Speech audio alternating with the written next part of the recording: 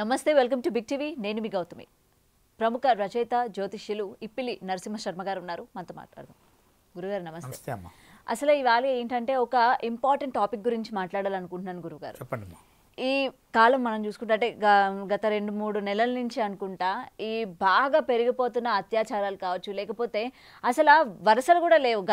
గతంతో మనం పోలిస్తే తండ్రి అంటే ఎంత గౌరవంగా ఉండేవాళ్ళు, తల్లి పట్ల ఎంత గౌరవంగా ఉండేవాళ్ళు, చెల్లి కావచ్చు, అక్క కావచ్చు, ఇలాగ మానవ విలువలు పక్కన పెడితే ఇంకా బయటకు వచ్చిన తర్వాత ఒక స్త్రీని ఎలా చూసేవాళ్ళు, అవన్నీ ఈరోజు ఎక్కడ కూడా లేవు, కనుమరుగైపోతున్నాయి అనమాట. అక్క లేదు, చెల్లి లేదు, వావి వరుసలు లేకుండా అత్యాచారాలు చేస్తూ ఉన్నారు.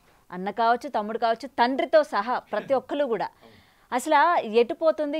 వీటన్నిటికీ గల కారణాలు ఏమని చెప్పుకోవచ్చు గురుగారు? దీనికి వేదంలో కూడా ఒక మాట ఉందమ్మా, ముందు మరి ప్రస్తావించుకోవాలి.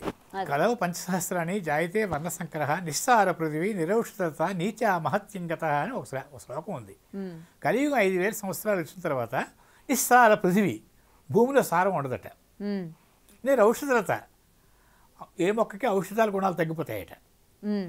నీచా మహత్యంగత, నీచా మహత్యం అంటే నీచుడికే మహత్యం, వాళ్ళు ఉన్నతంగా ఎదిగేటువంటి తత్వం ఉంటుంది, విచ్చలవిడితనం ఎక్కువైపోతుందని చెప్పి వేదాల్లోనే 5000 సంవత్సరాలు అయిపోయిన తర్వాత కలియుగం ఈ విధంగా తయారవుతుందని కూడా చెప్పారు.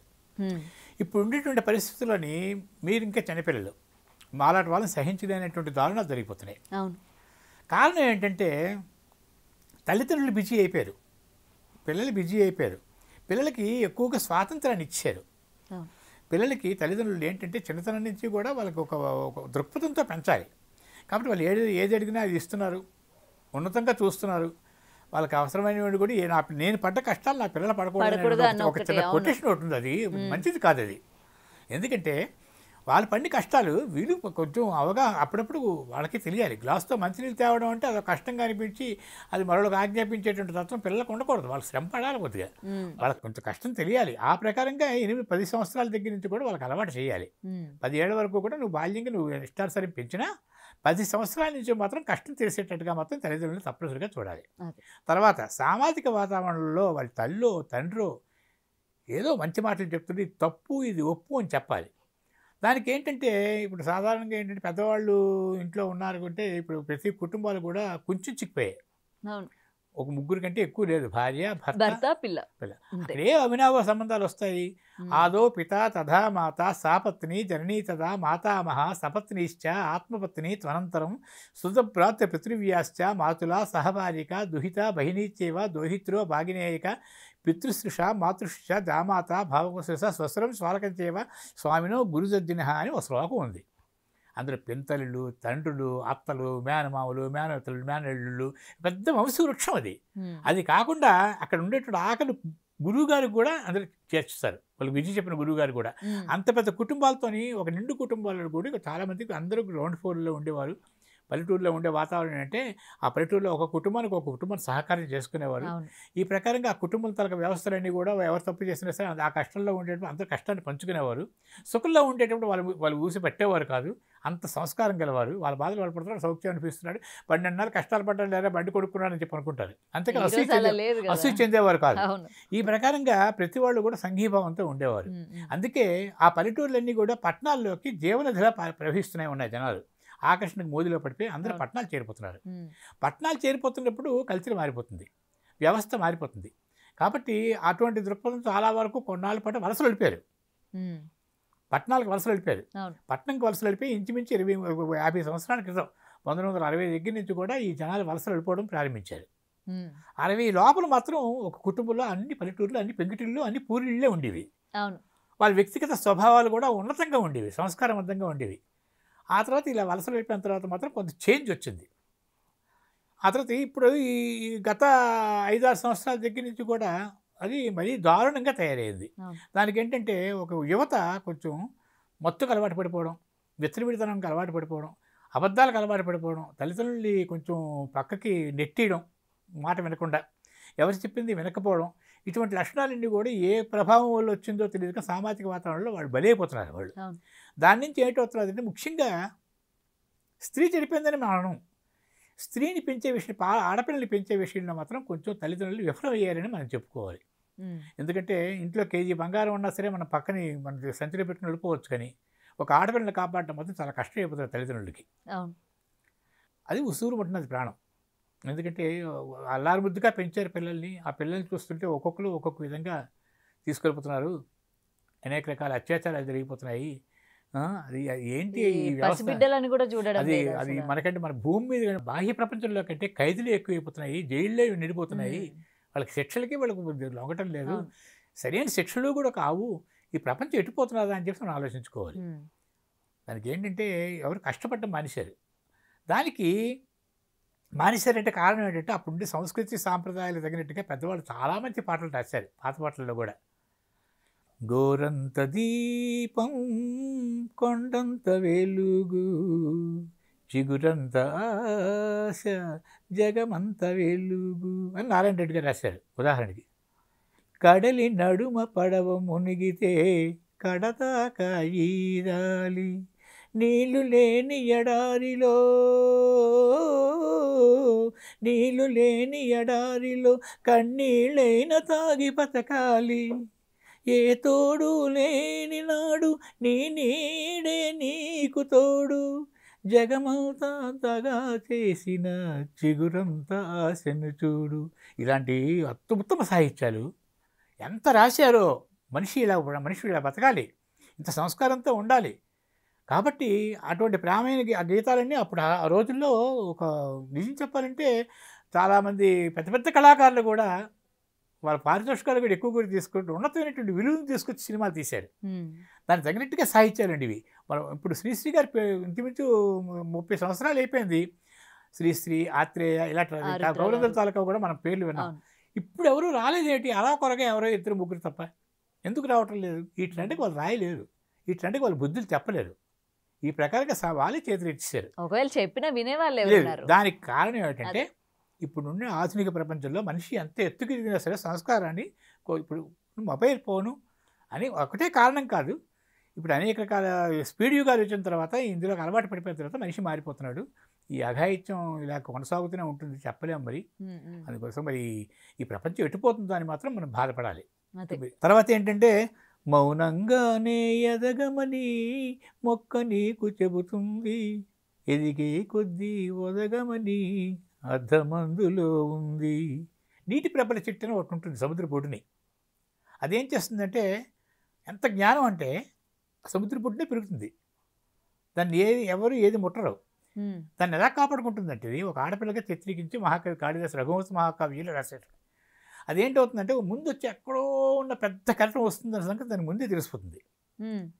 తెలిసిపోయినప్పుడు అలాగలా బెండ్ వంగిపోతుంది. ఇసుక వరకు అలాగ పరిచుకుపోతుంది. ఆ పెద్ద కరెంట్ అది ముడిచిపోయిన తర్వాత ఆ పెద్ద కరెంట్ వస్తుంది. వచ్చిన తర్వాత దాని మించిపోతుంది. మళ్ళీ మామూలుగా ఇంత వేగం అది రాదని మళ్ళీ మీదకి లేచిపోతుంది. అది చెట్టులా పరితిస్తుంది. మనిషి కూడా తనకు తాను చూసుకోవాలి, తన సంస్కారం చేసుకోవాలి. ముఖ్యంగా ఏంటంటే యువత పడదారి పెట్టేటువంటి వాతావరణం మాత్రం ఇప్పుడు పుష్కలంగా ఉందమ్మా. దాని నుంచి సరైన శిక్షలు ఉండాలి, ఆడపిల్లని కాపాడుకోగలగాలి. ఆడపిల్లల విషయంలో మనం ఇప్పుడు ఉంటుంటే అంటే మామూలుగా అనుకుంటున్నాం, ఒక డిబేట్ పెట్టినా ఎవరి స్వాతంత్రానికి హరించే శక్తి మీకు ఎవరిచ్చారండి అడుగుతారు డెఫినెట్గా. ఆడపిల్ల అలాగుంటే మీకేమండి? పురాణ ప్రవచనాలు కూడా చెప్పేవారు కూడా ఉన్నప్పుడు అమ్మాయి ఇలా కథ నారిస్తూ పూజ్యంతే రమంతే తత్రదేవత అన్నారమ్మా. ఆడపిల్ల అనేది మాత్రం ఇంట్లో మహాలక్ష్మి, వాకిట్లో ముగ్గు, ఇంట్లో ఆడపిల్ల లేనిది ఆ ఇల్లు శ్మశానం అన్నారు కవులు. ఆడపిల్ల లేని ఇల్లు, ముగ్గు లేని వాకిలి అది శ్మశానంతో సమానం అని. ఆడపిల్లకి అంత గౌరవం ఉంది. ఆడపిల్ల అంటే ఒక సంస్కారం అమ్మ, మహాలక్ష్మి. కాబట్టి ఏ కుటుంబానికైనా ప్రథమ సంతానం ఆడపిల్ల పుడితే అప్పుడు పండగలు చేసేవారు, మహాలక్ష్మి పుట్టింది మా ఇంట్లోని. ఆ నాలుగే ఇప్పుడు పుట్టింది, ఇవాళ చంపేసుకుంటున్నారు. అయితే దానికి ఏంటంటే ఇంకా చివరిగా చెప్పేసి ఒక మాట ముగిస్తున్నాను నేను. మనం ఏ దారిలో వెళ్తే ఆ దారిలో ముళ్ళతావులు వెళ్తాం, ముళ్ళే అనేక రకాల ఆ ముళ్ళ కంపలే తరుగుతూనే ఉంటుంటాయి, మనం వెళ్తుంటాం. అదే మనం సరైన దారిలో వెళ్తున్నట్టే సరైన దారిలోనే ఉంటాయి అవి. కాబట్టి ఆ ముళ్ళని మనం తీయలేము, మనం దారి వెతుక్కోవడమే తప్ప ఈ దారిని మనం తప్పించలేము. ముందు వచ్చిన గొయ్యలు కూడా మనం తప్పించలేము, అక్కడ గొయ్యి అలాగే ఉంటుంది. అది దాని పక్క నుంచి వెళ్ళడం మనమే నేర్చుకోవాలి. ఈ ప్రకారంగా మన సూచనలు కొన్ని ఉంటాయి. ఇక్కడ ఏంటవుతున్నదంటే ఈ ఆడపిల్ల విషయంలోని మనకంటే స్త్రీనాం యుగణమాహారం బుద్ధిశ్చాపి చతుష్టయం. 6 వాళ్ళు సాహసం, కామోద్ అష్టగుణం భవేత్ అని ఒక శాస్త్రం ఉంది. మగవాళ్ళ కంటే స్త్రీలు 2 ఆహారం తీసుకుంటారు. స్త్రీనాం యుగణమాహారం బుద్ధిశ్చాపి చతుష్టయం. వాళ్ళు ఏ సమస్యనైనా పరిష్కారం చేయడానికి వాళ్ళు ముగింపు చేయడానికి 4 పాళ్ళు వాళ్ళకి బుద్ధి ఉంటుంది. గొప్ప జ్ఞానం కలిగిన వాళ్ళు. సాహసం సద్గుణం చేయవ, 6 వంతుల సాహసం ఉంటుందట. కామో అష్టగుణం భవేత్. కామం అంటే ఒక జుగుప్సాకరమైన వాక్యం కాదు, ఒక ఆశ, ఒక కోరిక, అది ఒక అభిలాష, ఏదో ఒక దాని మీద ఒక మోజు, అదంటే 8 రెట్లు బలం కది, సాధించిన దాకా ఒప్పదు. అయితే ఈ ప్రకారంగా స్త్రీకి అటువంటి ప్రాధాన్యత ఇచ్చారు. అదొకటి. రెండోది మహాలక్ష్మి అని పేరు కూడా ఉంది అటువంటి స్త్రీకి. ఎందుకంటే ఉన్నాయంటే పురుషుడికి స్త్రీకి చాలా తేడాలు ఉన్నాయమ్మా. పురుషుడికి శరీరం మామూలుగానే ఉంటుంది, స్త్రీకి ఎక్కడ స్పర్శ చుట్టుకున్నా సరే వేడి లాంటిది అనమాట. వాళ్ళకు ఒక స్పందనలు ఉంటాయి ఎక్కువగా, అవి మనం జుగుప్సాకరంగా ఉంటాయి కాబట్టి చెప్పుకోవడం కష్టం. వాళ్ళకి స్పందనలు ఉంటాయి. ఆ స్పందనలు ఉండేటప్పుడు ఏంటవుతుందంటే వాళ్ళు చాలా జాగ్రత్తగా నిదానంగా వాటిని బయటికి రాకుండా సర్పాల్లా ఉంటాయి అవి, ఉంటే జాగ్రత్తగా ఉంటుంది. దాన్ని ఎవరైనా కిరికారనుకోండి వాళ్ళ ప్రభావాలు మాత్రం తీవ్రంగా ఉంటాయి. కాబట్టి ఇక్కడ చెప్పవలసిన విషయం ఏంటంటే ముందు స్త్రీ మారాలి. స్త్రీ మారాలనే పెద్దవాళ్ళు ఏం చేశారంటే మట్టిలు కాలుకుండేటువంటి నరాలని ఉత్తేజపరిచి ఆరోగ్యకరమైన వాతావరణం కల్పించాలని మట్టిలు పెట్టారు. ఇక్కడ నుండే కడుపులకు ఒక గాజులు పెట్టారు, మెడలో హారం వేశారు, ముక్కుకి ఒక ముక్కుపుడికి పెట్టారు, ఇక్కడ కుట్టించే చెవులకి పెట్టారు. అర్థమైందమ్మా. ఇలా శరీర భాగాలన్నింటిలో కూడా అలంకారప్రాయంగా ఉండేటువంటి విధానంగా సైన్స్ బ్యాక్గ్రౌండ్గా పెట్టి పెద్దవాళ్ళు అవన్నీ కూడా అలంకారం చేశారు. అవన్నీ ఇప్పుడు నశించాయి. అది ఎంత దీనిగా ఉందంటే ఒక జుత్తి విరబోసుకున్న స్త్రీ ఒక బ్రాహ్మణికి కానీ ఒక దేవాలయానికి వెళ్ళేటప్పుడు కానీ తీర్థం పుచ్చుకోకూడదు, ఎవరికి అన్నం పెట్టకూడదు, శాస్త్రం కూడా ధర్మశాస్త్రం చెప్తుంది. ఇప్పుడు జుట్టు ముడి వేసుకోకుండా ఏ పిల్ల ముడి వేసుకున్నట్లు మన సాంప్రదాయాలు కనిపించట్లేదు. పోనీ అయిపోయింది. దానికి ఆలోచించిన నుదుటికి లలాట లిఖితం, ఇక్కడ బ్రాహ్మణుడు 3వ నేత్రం ప్రతి వాళ్ళకే ఉంటుంది, జ్ఞాన నేత్రం అంటారు. అది నిజంగా చెప్పాలంటే ఆ చీర కట్టిన స్త్రీకి మామూలుగా ఇప్పుడున్న యువతకి కొంచెం తేడాలు ఉన్నాయి. చీర కట్టిన స్త్రీ ఉన్నదంటే నమస్కారం చేసేటువంటి తత్వం ఉంటుంది ప్రతివాడికి. ఆ పిల్ల ఊసి పట్టరు సాధారణంగా, ఎందుకంటే సంస్కారం కళ్ళల్లో కనిపిస్తుంది. ఇప్పుడు వీళ్ళ కొంచెం మోడర్న్గా ఉన్నట్టయితే మాత్రం కొంచెం వెగిలి వేషాలు వేసి ఏదో ఒక విధంగా కొంచెం అది ఆటోమేటిక్గా పక్కవాడికి చిన్న ఇడుస్తుంది. మొత్తం ప్రపంచం అంతా అలాగే ఉంది కాబట్టి దాని గురించి విశ్లేషించడం తప్పు. మారాలని మనం కోరుకోకూడదు, వాళ్ళ ఇష్టం. కానీ మొత్తం పైన ఏంటంటే ఇవి కొంచెం ఇప్పుడు ప్రభావాలు మాత్రం ఇవి చిన్నపిల్లలవి పడుతున్నది. అందుకోసం మనం ఆలోచించుకోవాలి. ఎందుకంటే మీరు ఇంచుమించు ప్రతి ఒక్క పిల్ల కూడాను 30-40 సంవత్సరాల దాకా ప్రతిగుండగలుగుతున్నది. తర్వాత వచ్చే సంగతి మాటకేం. కానీ 3 సంవత్సరాలు 4 సంవత్సరాల పిల్లలు కూడా బలైపోతున్నారంటే వాళ్ళు పూర్తి అంత వయసు కూడా వీళ్ళు బతకలేకపోతున్నారంటే వీళ్ళకి ఏమి ఇస్తున్నారు, వాళ్ళకి ఏమి ఉద్భూతి చేస్తున్నారు, ఎలా పెంచగలుగుతున్నారు? కాబట్టి తల్లిదండ్రులు మారాలి. ఆడపిల్లల విషయంలోనే కాకుండా మగపిల్లల్ని కూడా పెంచే విధంలో కూడా మారాలి కదా. మారాలమ్మా, వాళ్ళ సంస్కారం నేర్పాలి. నేను చూస్తున్న ఇప్పుడు ఏంటంటే ఇప్పుడు మేము పెద్దవాళ్ళం చూస్తుంటుంటే స్కూల్ నుంచి వచ్చిన వెంటనే కూడా బస్సు వస్తుంది. నేను చూస్తున్నాను, కళ్ళారా చూసిన విషయం చెప్తున్నాను స్పందన. అక్కడికేమో ఆ కుర్రాడు ఇంచుమించు 8th class 9th class 10th class చదువుతుంటాడు. అక్కడ బ్యాగ్ ఒకటి పట్టుకున్నాడు. అవును. అక్కడ ముసలాళ్ళు ఎవరు ఉన్నట్టు వాళ్ళ చేతికి ఇచ్చేస్తారు ఉదాహరణకి. అవును. అంటే అలాంటివన్నీ కూడా సంస్కార లక్షణాలు. తాత గౌరవించాలి, లేకపోతే పిల్లలు అన్నయ్యని గౌరవించాలి, తండ్రిని గౌరవించాలి, నాన్నకి ఎదురు చెప్పకూడదు, అమ్మకి ఎదురు చెప్పకూడదు లక్షణాలు పిల్లల్లో రాలేదు. అది వాళ్ళకి తెలియదు. చెప్పింది ఏది రాదు, బోధించింది ఏది రాదు కదా. కాబట్టి అలాంటి సంస్కారాలు ఉన్నప్పుడు మనం అలాంటివన్నీ తప్పించుకోలేం మనం. కాబట్టి ముందు యువత మారాలమ్మా, యువత మారాలి. ఏమున్నదంటే అది మనం హిందూ సాంప్రదాయం ప్రకారం మనం ఒక మతానికి ఒక దీనికి సంబంధించింది కాదు. కానీ ప్రతి ఒక్క మనిషికి ఉండేటువంటి వాతావరణం ఏంటంటే దేవాలయాలు కొంతవరకు కూడా మనకు సహకరిస్తున్నాయి. ఎందుకంటే సాంప్రదాయ దుస్తులు కట్టుకోవాలి, ఈ నోములు, వ్రతాలు, పూజలు, పునస్కారాలు వాళ్ళు నిమగ్నమై ఉండాలి, తలస్నానం చేయాలి అనేటువంటి వాతావరణంలో కొంతమందికి ఉన్నారు కాబట్టి కొంచెం సంస్కారాలు మాత్రం నేర్పుతున్నాయి. దానికి చాలా వరకు కూడా మూఢనమ్మకాలని చెప్పేసి పెట్టి వ్యతిరేకిస్తున్నారు. ఆ వ్యతిరేకిస్తున్న కొద్దీ ఇది ఆగిందా? ఆగదు. ఏమైనా ఏమిటంటారంటే ఒక విధంగా మనం ఆలోచించుకోవాలంటే ఏదైనా ప్రధాన దేవాలయం హిందూ దేవాలయం అని అనలేదు, ఇతర దేవాలయం అని అనలేదు. మానవత్వపు లక్షణాలు ఎవరికైనా ఉన్నాయో వాళ్ళు అన్నాలు పెడుతున్నారు వాళ్ళు. ఇప్పుడు రాష్ట్ర ప్రభుత్వం ఎంత చూస్తున్నారో దేవాలయం అన్నదానాలు చేస్తున్నాయి. భక్తులు ఎక్కడంటే ఒక చిన్న దీనికి లొంగుతారు, ఒక చిన్న స్పర్శకి, ఎక్కడో ఒక మనసుకి ప్రశాంతత అనేది కావాలని చెప్పేసి దేవాలయానికి వెళ్తారు, లేకపోతే ఒక రిసార్ట్కి వెళ్తారు, సముద్ర తీరానికి వెళ్తారు, మరో దానికి వెళ్తారు. ఎందుకంటే మనిషి అలాగా అంతరంగంలో మదన పడ్డు. ఆ ప్రకారం దానికి కొంచెం రిలాక్సేషన్ కావాలి. ఆ ప్రకారంగా వాళ్ళు ఉంటారు. ఇప్పుడు యువతలో మాత్రం కొంతవరకు కూడా తల్లిదండ్రులు కొంచెం మంచి చెప్పాలమ్మా అని నా తాపత్రయం. పుస్తకాలు చదవాలి, పెద్దవాళ్ళు గౌరవించాలి, కొన్ని ఆచార సాంప్రదాయాలు వాళ్ళకు ఉండే కట్టుబాట్లని నేర్చుకోవాలి, పెద్ద చిన్న గౌరవాలు నేర్పాలి. తర్వాత ఏంటి, ఇంట్లో కూడా చాలా వరకు కూడా వాళ్ళకి ఎక్కువగా తల్లిదండ్రులు శ్రమ తీసుకోవాలని అనిపిస్తున్నది. ఇన్ని హత్యలు, ఇన్ని దోపిడీలు, ఎంత దారుణమైనటువంటి విషయాలు మాత్రం రేపటి తరాన్ని మాత్రం మనం ఏం ఇవ్వలేకపోతున్నాం. కాబట్టి పిల్లల్ని దృష్టిలో పెట్టుకొని పెద్దవాళ్ళు కొంచెం మారాలని నా తాలూకా విన్నపం. అది విషయం. ఏదైనా మీరు చెప్పింది నిజమే గురుగారు. తల్లిదండ్రులు కూడా ఏంటంటే ఇప్పుడున్న బిజీ షెడ్యూల్లోని అటు జాబ్స్ ఎంత ముఖ్యమో ఇంట్లో పిల్లలు కూడా ఎలా ఉన్నారు ఏంటి, వాళ్ళ ప్రవర్తన అంతా కూడా ఎలా ఉంది ఏంటి అనే కొంచెం కాన్సన్ట్రేషన్ పెట్టి మినిమం మారల్స్ ఎథిక్స్ కూడా నేర్పించాలనేది డెఫినెట్గా కోరుకుందాం. చెరసాల పాలైనవా ఓ సంబరాల రాంబాబు, చెరసాల పాలైనవా అని పాట అవుతుంది. అందమైన జీవితము అద్దాల సౌధము, చిన్నరాయి విసిరిన చెదిరిపోవును, ఒక్క తప్పు చేసిన ముక్కలే మిగులును అని ఒక పాట ఉంది. ఇలాంటి ఎన్నో పాటలు వేలాదిగా ఉన్నాయి మనకి. చాలా మంచి సాహిత్యంలో ఉండేటువంటి పాటలు ఉన్నాయి. మహాకవి శ్రీశ్రీ కూడా రాశాడు. నిన్ను నిన్నుగా ప్రేమించుటకు నీ కోసమే కన్నీరు నింపుటకు నేనున్నానని నిండుగా పలికే తోడొకరుండిన అదే భాగ్యము, అదే స్వర్గము అని ఇలాంటి పాటలు ఎంత మహానుభావులు ఎంత కష్టపడి అసలు అప్పుడు ఉండే వాతావరణంలో వాళ్ళే ఇప్పుడు జనరేషన్లో పుడితే రాయరు. అప్పుడు వాతావరణం కలిసి వచ్చింది, ఆ పరిసరాలు కలిసి వచ్చాయి, ఆ కథలు వచ్చాయి, ఆ కథలకు అనుగుణంగా ఆ భాష వచ్చింది, ఆ భాషలో భావం వాళ్ళకి తెలిసింది, ఆ భావానికి తగినట్లు వాళ్ళు ఆ బాణి కూర్చారు, కూర్చి ప్రజల్లో రంజింపు చేశారు. ఇప్పుడు ఉండేటువంటి వాతావరణంలో రాదమ్మా. ఇప్పుడు ఉండేటువంటి వాతావరణంలో ఈ సాహిత్యంలో ఎవరు రాయలేరు. ఇదే కదా నీ కదా అని రాశారు. ఎక్కడో ఒక మారుమూలలో ఎక్కడో 100కో 1,00,000కో ఒక ఆనిమితున్న పాటలు వస్తున్నాయి. మంచి పాట అది కూడా. సంగీతంలో సాహిత్యం వచ్చడం అంటే చాలా చిన్న మాట కాదు. అది చక్కని పాటలు వస్తున్నాయి. ఇప్పుడున్న మహానుభావులు కూడా గొప్పగా ఆలోచిస్తున్నారు, కానీ ఎక్కటం లేదు అవి. ఇప్పుడు ఈ ఈ ఊ ఏ ఐ అంటే ఆల్ఫాబెట్టే. శబ్దాలు తక్కువ ఉండేటువంటి సంగీతానికి ఏది దానికి ప్రాధాన్యత ఇవ్వటం లేదని చెప్పడానికి మనం. అందుకే సినిమా ఉద్యమంలో కూడా కొన్ని తేడాలు వచ్చేసి ఇప్పుడు సినిమా రంగం కూడా కొంతవరకు కోల్పోయినట్టు అయిపోయింది కదమ్మా.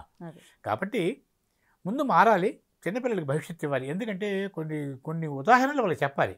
సముద్రంలోని రెక్కల మధ్యని పిల్లలు పెట్టుకొని ఓ పక్షి ఎగిరిపోతున్నది, జారిపోయి సముద్రం నీటిలో జారిపోతుంటే ఆ తల్లి పడే వేదన అని చెప్పాడు ఒక కవి.